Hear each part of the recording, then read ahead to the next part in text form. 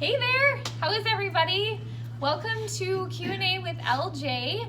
I'm Leah Jones, and this is Ryan, aka Wally Walseth, and this is episode number 11. So today we're going to be talking about some tips and tricks to get your home ready for sale. And excuse me, I didn't introduce you fully. He's a real estate agent with RE/MAX. Is it RE/MAX Plus Advantage? Advantage Plus. Advantage Plus. Sorry. He is here to answer your questions kind of regarding more specifically like the fall season, what to do to get your house ready both for the fall now if you're wanting to list it, as well as things to prepare if you're wanting or you're waiting maybe to list it in the springtime. Mm-hmm. So obviously probably you've all seen some for sale signs pop up, and a couple weeks later they're sold and the moving truck is backing up into the driveway. So things are really moving, or they definitely were moving throughout the summer. I mean, it's been a crazy market. Yeah.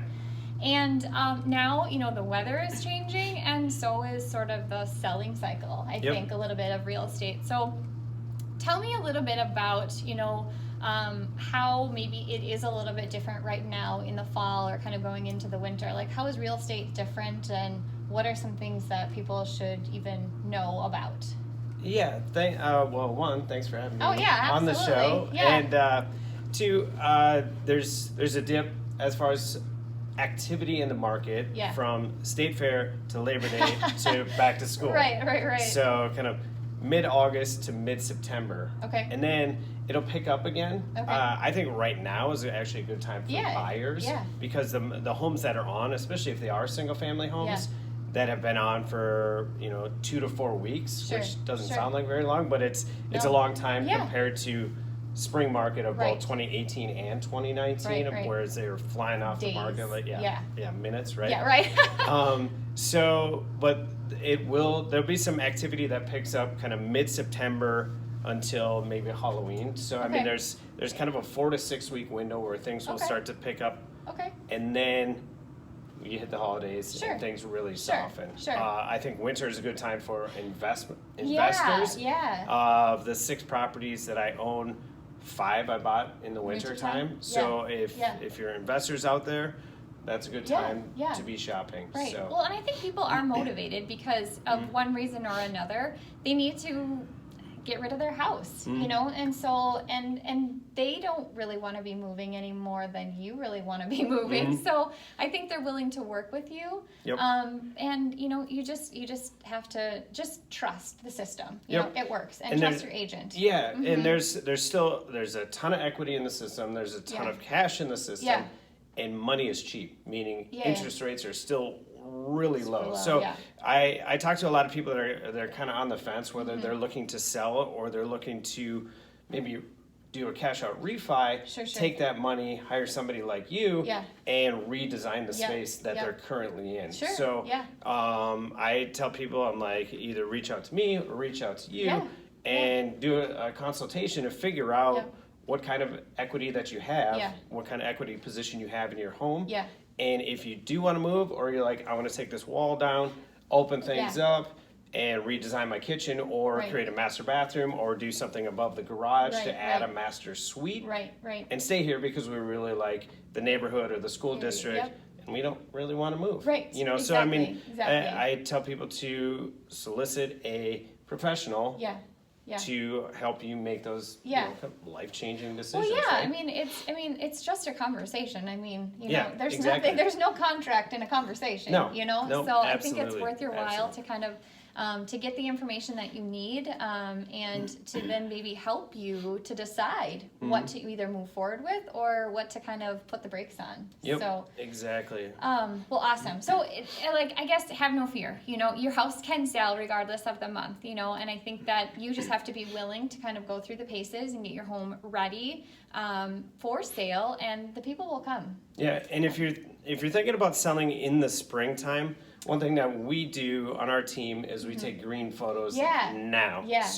You get exterior photos of your home because leaves. It looks better.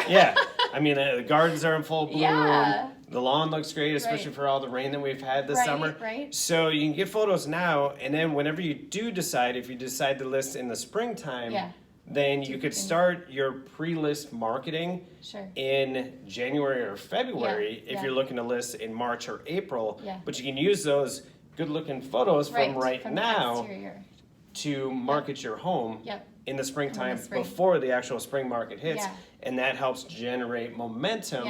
So then when you do hit the market, you'll have a lot of traction and a lot of interest based off of that pre-list marketing. Right. Well, and I think just in general too, I mean, you've gone through a long winter. It's been, 100 days of cold and snow and that kind of thing. And you start to see beautiful pictures online of green grass and, like you said, gardens that are in full bloom. Like, why wouldn't you want to check that house out? So you touched a little bit, obviously, on that kind of stuff as far as like taking the photos, but what are some other things that people should maybe pay attention to, or even projects or things to just kind of prepare their house if they're not ready now, but they're ready, they're thinking, that probably in the spring or early summer that they're going to be putting their house up for sale? Yeah, so one of the things that I do, I'll come in, run some comps of where your house is valued now, but then also some things that you can do to get your house ready to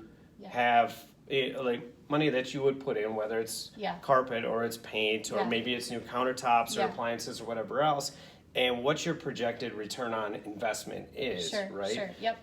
There's a lot of people that think that they have to put a ton of cash into their house in order to get it to sell, and it might be, depending on how dated it is, might just be a few $100s or maybe a couple $1,000s, but with that $2,000-$3,000, you might get a return of $15,000 or $20,000 come springtime. So having somebody like me and then you following up with that to get a to-do list, because that's the important thing, whether it's staging or it's design, is have a specific list, because there are certain things, there's perception of what they may think that they need to do, and then there's reality that you are aware of, where you're going to get the most bang for your buck. So when you have that to-do list, it's motivating, so you can start checking those things off over the course of the winter. So then when the spring market hits, you have your green photos, and you're completely staged and updated and ready to go and hit the market when there's the big uptick right after the Super Bowl and things start to ramp up. That's right. Then you time it right and you can maximize your what you net at the closing table. And I think that's so important, is just to get someone's suggestions and opinions to what do I put in. Will this net me something, in return when I do sell my house? So having that laundry list or that that to-do list or whatever it is that can kind of give you a roadmap of what to do and when to do it, and to then not be so overwhelmed, come like February or March and say, oh my gosh, there's a lot to do. And honestly, sometimes it's not so much the things that you have to add to your house or refresh your house with, but it's oftentimes the things you need to take out of your house. Decluttering is such a huge popular word when it comes to your spaces and your home, things like that, but it is so important, because you really need to get people to see the space in your house and not the stuff in your house. So and it feels better too. It does feel better when you're actually living in the space. Yeah, exactly. Well, addition by subtraction. There are so many times where I've gone into a home and I've told them either what to do or I've helped them do it, and then they've said, I don't know if I want to move. Right. And so like home, that's the biggest compliment. Exactly. But they definitely do have something in mind, the next phase of their life. But I mean, it really does make them feel proud of their home again. And proud to show it off and say, okay, everybody come on in and take a look at your new home. And a lot of mojo going into the selling market. Absolutely. So completely agree. Thank you so much for joining me. This has been fantastic, and this has been episode 11 of Q&A with LJ. Again, I'm Leah Jones with LJ Interiors, and I have Wally here with me from RE/MAX, and I appreciate your time, and thank you so much. Thank you.